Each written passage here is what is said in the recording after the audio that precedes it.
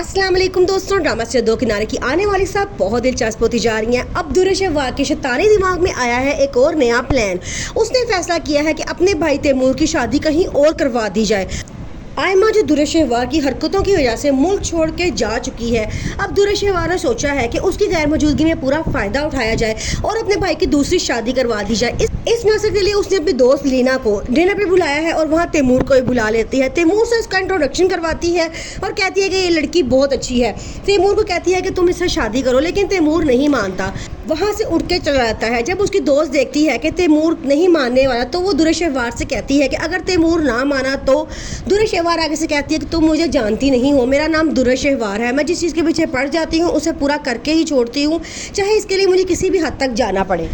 दूसरी तरफ वो वलीद को भी चैन से नहीं बैठने देती, क्योंकि उसने दुआ और नूरी को खुद घर से निकाला होता है। अब पुलिस लेकर उनके घर पहुंच जाती है और जाके पुलिस को कहती है कि मेरी बेटी को ज़बरदस्ती अगवा करके यहाँ ले आया है। हालांकि कोर्ट के ऑर्डर्स मेरे पास है, कोर्ट ने कहा है कि बच्ची बड़ी छोटी है और माँ के पास ही रहेगी। पुलिस उसकी बात मान लेती है, लेकिन वलीद पुलिस को बहुत समझाने की कोशिश करता है कि इसने खुद बेटी को घर से निकाला है, मैं इसको नहीं लेके आया।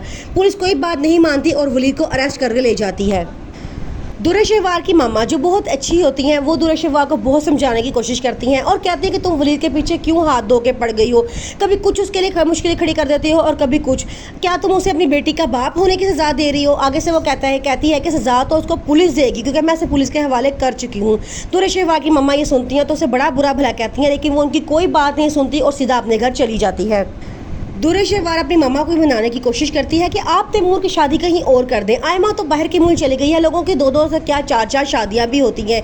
आयमा को कौन सा हम तलाक दे रहे हैं, जब वो वापस आएगी तो इधर घर में वापस आ जाएगी, लेकिन फ़िलहाल मेरे भाई को भी एक बीवी की ज़रूरत है, कोई हमदर्द साथी की ज़रूरत है। वो अपनी मामा को समझाने की कोशिश करती है, लेकिन उसकी मामा कहती है कि आयमा का क्या बनेगा। तो वो आगे से कहती है आयमा तो उड़ के UK चली गई है, अब क्या मेरा भाई सारी ज़िंदगी उसके इंतजार में बैठा रहेगा। वो उनको पूरी मनाने की कोशिश करती है कि इसकी शादी कर देनी चाहिए। तैमूर को कॉल करता है और कहता है कि दुआ मेरी बेटी बीमार है, उसे केयर की बहुत ज़रूरत है। आगे से तैमूर कहता है कि दुरेशवार उसकी माँ है, उससे बेहतर ख्याल उसका कोई नहीं रख सकता। लेकिन आगे से वलीद कहता है तुम जानते हो लापरवाह सी लड़की है, उसको आउटिंग वगैरह से फुर्सत नहीं मिलती, वो कैसे बेटी का ख्याल रखती होगी। लेकिन तैमूर उसकी एक बात नहीं मानता, वहाँ से गुस्से से चला जाता है।